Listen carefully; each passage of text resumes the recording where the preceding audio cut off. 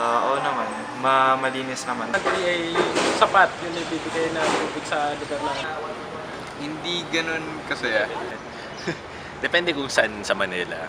Pero in generally, sa buong Metro Manila, water services are definitely increasing in quality.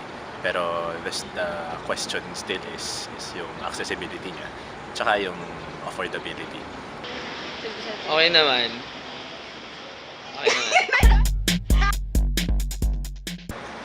On June 19, 1971, MWSS was established under the enactment of RA 6234. Replacing NAWASA, the National Waterworks and Sewerage System, MWSS was mandated to ensure an uninterrupted and adequate supply and distribution of potable water for domestic and other purposes at just and efficient rates. Likewise, MWSS is also in charge for the proper operation and maintenance of sewage system. 97, MWSS privatized under RA 8041, also known as the Water Crisis Act, to answer the problems of poor coverage and efficient services both in water and sewerage system. Despite privatization, MWSS continued to exercise several of its legally mandated functions. With its vision to be the prime mover and guardian of water security, MWSS strives to protect, secure, and expand water sources, sheds, and infrastructures. Provide equitable access to clean, affordable, and potable water. Aggressively increase the coverage of sewage disposal system. To ensure prudence and efficiency through their core values, service excellence, quality, integrity, results orientation, and transparency. Unlike other government agencies, MWSS does not receive its budget from the national government. Rather, it gets its budget from concessionaire payments, property rentals, investments, and most of all, debt service. To know more about MWSS in a fiscal perspective, let us interview Ms. Jocelyn Toledo, the head of the Finance Department of MWSS.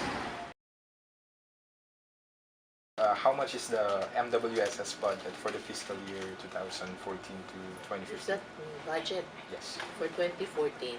For 14 2014. lang. Kasi yung 15 namin is not yet, no ready budget for 2015. Kasi yung 2015, ngayon pa lang yung gagawin. Estimated revenue, 3,789,000,000. Ang expenditures namin will amount to 3.739. So meron kaming surplus na 50.80 million. The sources of the agency's budget? Sources. Yes. Ang agency kasi namin, we have, most of our sources comes from the concessionaires. Yung debt servicing, yan yung utang ng MWSS prior to privatization, ang gagaling yan dun sa concessionaires. So yun yung debt servicing for loan payments to ADB, IBRD loan. So yun yung gagaling sa kanila. And then meron din kami yung gagaling sa concessionaire for our operating budget, yearly budget. Ang iba pa naming sources of revenue comes from rental of properties ng MWSS, and then yung mga interest income from investments, and then collection from raw water. Kasi meron kaming raw water collection. Si Conrad ang in charge doon. Yun yung mga areas na hindi na-cover ng dalawang concession. Ano po yung mga areas na yan? Areas in Bulacan, more on San Jose del Monte. Pero ang yearly income doon, mga 62 million. 60 to 62 million a year. Yung properties po, ano po yung mga pinaparent ng property? Properties na pinaparent namin, like this building. Itong building na to, yung Manila Water, nandito sila naka-base, di ba? Yung second floor. So, nagre-rent doon ang Manila Water. Second floor. Ang third floor naman, nire-rent ng Office of the Government Corporate Council, OGCC yun. And then, yung kabilang building naman, nire-rent naman yun ng Manila Water. Tapos itong kabilang building, luwa. Di ba nag-rent natin? Luwa. PNB.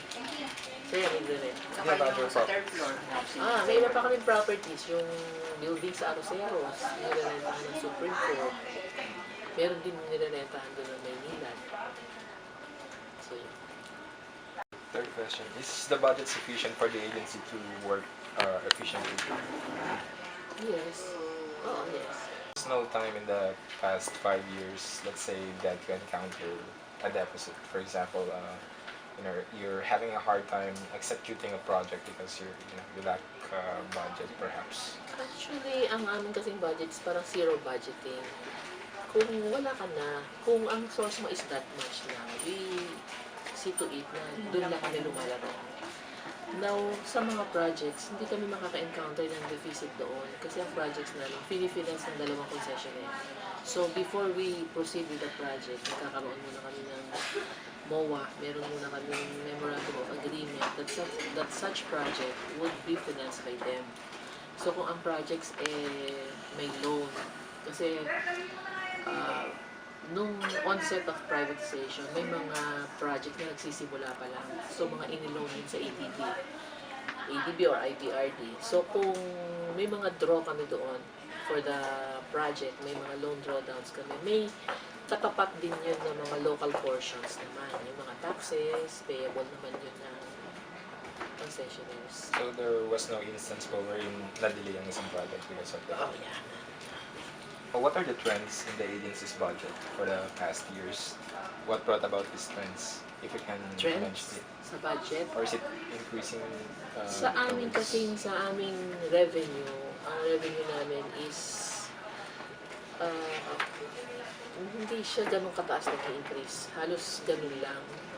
Halos tamang increase lang.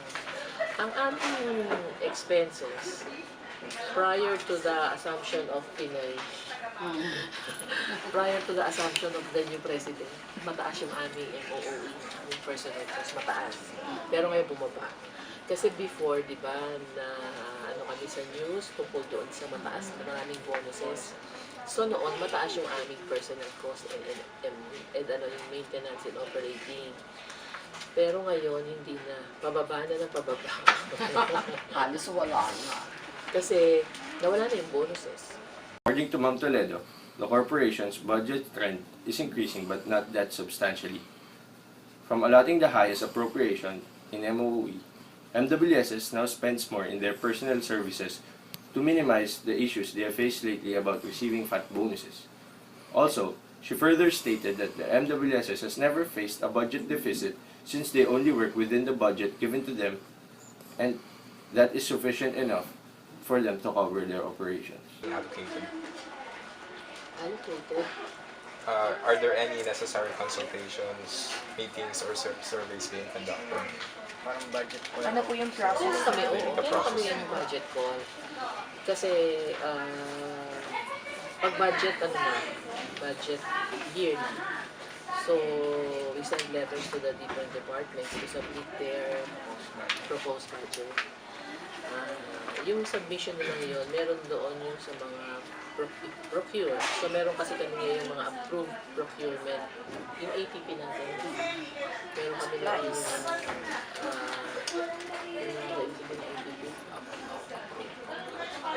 Meron kami approved procurement plan for the year. So, each department, they submit their proposed budgetary requirements for procurement. So yun, once na na-submit na nila, the finance department, through the budget and loan section, sila yung nagko-consolidate na yun. And then, nagkakaroon ng meeting, parang budget proposal na yan to be approved by management and then ultimately to be approved by the Board of Trustees. Pag na-approve na ng Board of Trustees yung budget mo for the year, isasubmit mo ba yun sa DBM for approval? Gano'ng kadalas po nag-ulit na po?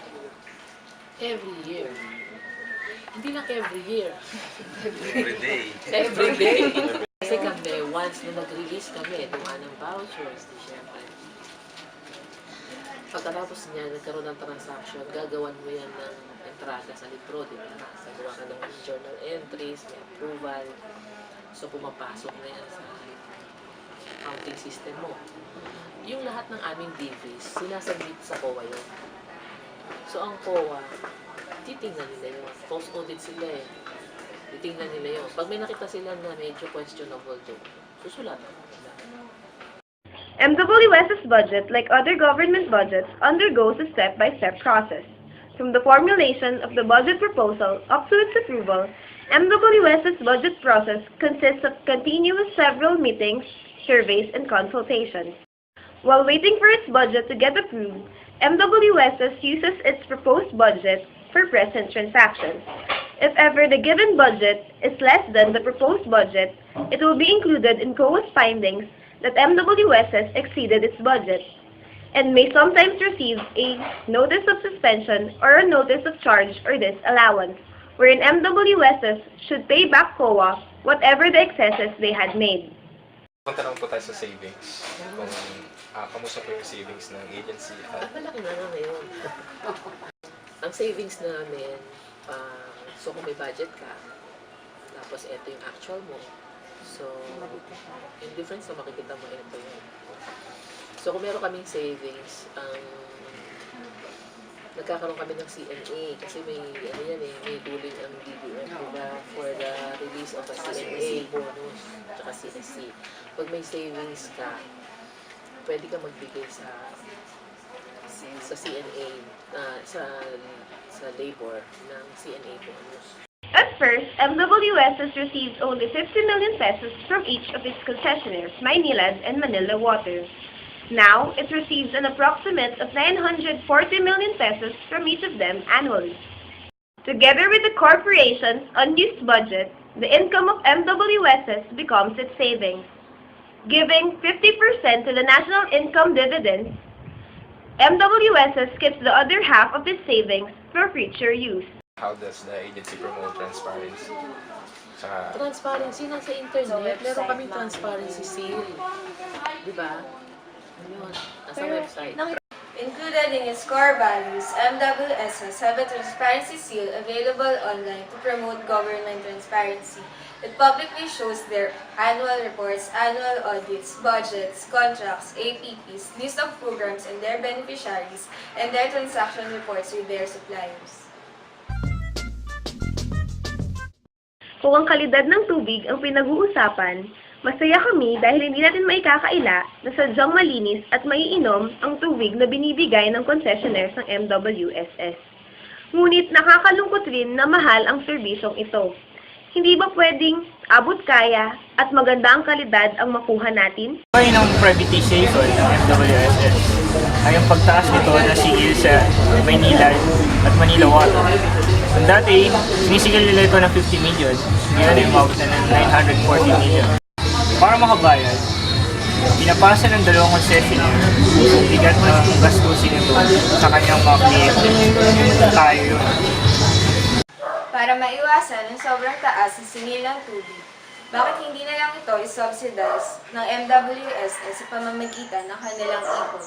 Dahil sobra-sobra naman ang pera nito, sana gamitin na lang ng MWSS ang kalahati ng kanilang ipon para bumaba ang singil sa mga tumatangkilik na kanilang serbisyo, lalo na sa mga mahihirap. Para mas mapalaganap ang transparency, dapat bumaba rin ng MWSS sa lokal na pamahalaan. Hindi sapat na sa computer lamang nila nilalagay ang kanilang transparency seal. Dapat gumawa sila ng mga seminars at forum sa mga lokal na barangay at paaralan para malaman din ng mga taong hindi nakakagamit ng computer ang mga proyekto at mga ginagastos ng MWSS.